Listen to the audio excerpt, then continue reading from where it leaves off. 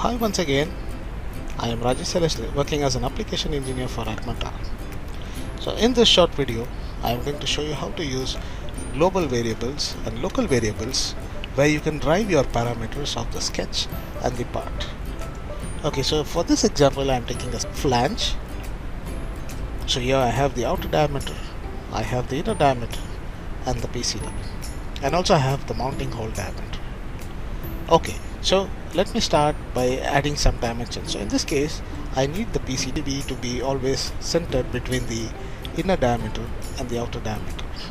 So I can use the center line by connecting the quadrant of the inner diameter, the PCD and the outer diameter, and by applying a equal sketch constraint to my sketch. And you see this fully defines the PCD. So let me go ahead by adding a dimension for the mounting hole. So let me add a value of around 10 mm to this mounting hole. So once done this, you can see here I have to change the name of the dimension. So you can double click on the dimension, and in this case I'm going to say this name is going to be the OD. So to view your dimension names, you can go to view, hide show, and here you have the option to toggle on and off the dimension names. So this says it is OD. So let me add a dimension name for the internal diameter. So just double clicking on the dimension name, you can add your dimension name. So here I'm going to say that this is going to be the ID.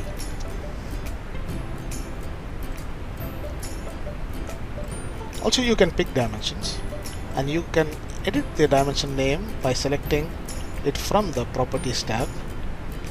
So here I have the value of D3, where I'm going to say that this is HD, means I'm going to say that this is the whole diameter. So I have added here 3 dimension names. So as you can see that this is the 50% of this. So you can also add an equation to this. So this can be done by double clicking the dimension, going to the value, and just you can click on the equal key, pick your dimension, reference dimension, and you can divide it by 2. And you can see here this adds an equation to this dimension. So wherever there is an update of this will maintain 50%, or it will divide it by 2 and give you the evaluated value here. Okay, so having added my equations, now let me start adding the extrude to the part. So I exit my sketch, apply the extrude.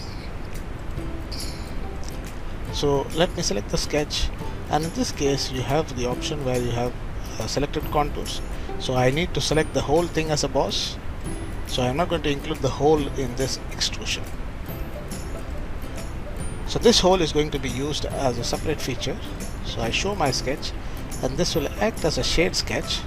So let me again extrude, apply an extrude cut, and then let me select the sketch, and here let me select the contours, which is the hole,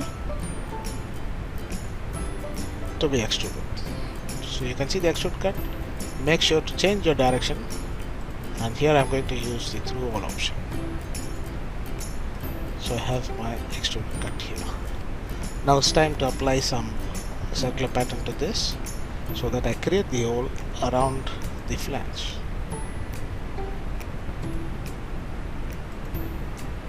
So here I have it equally spaced around 360 degrees with 4 items.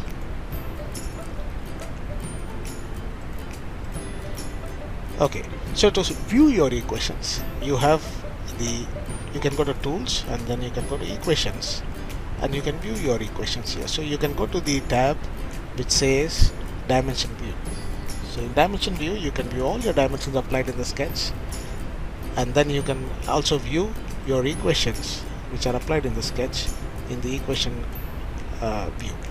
So let me go to the dimension view, and here you can see I can drive these dimensions by changing their value. So this D1 at circular pattern 1 is the number of holes. So if I type 5, you can see here it automatically updates to 5 with the automatic rebuild on. So let me name this, and let me say this is going to be number of holes, means NOS. So having named my dimensions, I can drive the parameters directly from the dimension view. If you do not have your equation command available, you can go to the search on the top right corner. You can type for the first 3 letters or 4 letters of the string and make sure you search it in commands. Select commands and you can do a search, and this displays the commands which contains the string EQUA, and you can drag this and put it onto your command manager. So this can be done for quick access and customizing your interface. Okay, so let me go to equations and let me show you, having seen the local variables and how you can drive it in local variables and applying equations, let me show you how we could use this from an external txt file. So here I am going to export these variables. So before I could export the variables, let me link these parameters to a global variable, drive them from a txt file or from which is called a global variable. So before I could proceed to global variables, let me add some global variables here. So in this case, I'm going to add the global variable which is going to be the outer dia, and directly give a value here to this. So let me also add the whole dia, and let me give a value for this as 10, and let me add number of holes and define a value for this as 4. So having defined this, I can link the local parameters or the local dimensions to the global variable or global parameters. So it's just as easy as going to the value tab here, go to this cell, remove your variables and define this or assign the global variable to the existing dimension. So let me say the whole dia, and go to the global variables and define the whole dia. Then I have the numbers for the circular pattern. Just type an equals and then you can define the number of holes. So you can see all this is been driven by the global variable. So I have a global variable here where I can go and change my values here, and you see this updates. Okay, I can also export these values, so to drive them from a txt file. So I have the option where I can click on export, and in this case I'm going to save it as an equation.txt file. Save, and make sure to check this link to file. So always this has a link to the txt file and the part file. Okay, so I need only the parameters from the global variables to be exported into the txt file. So I'm going to uncheck whatever is having the name sketch.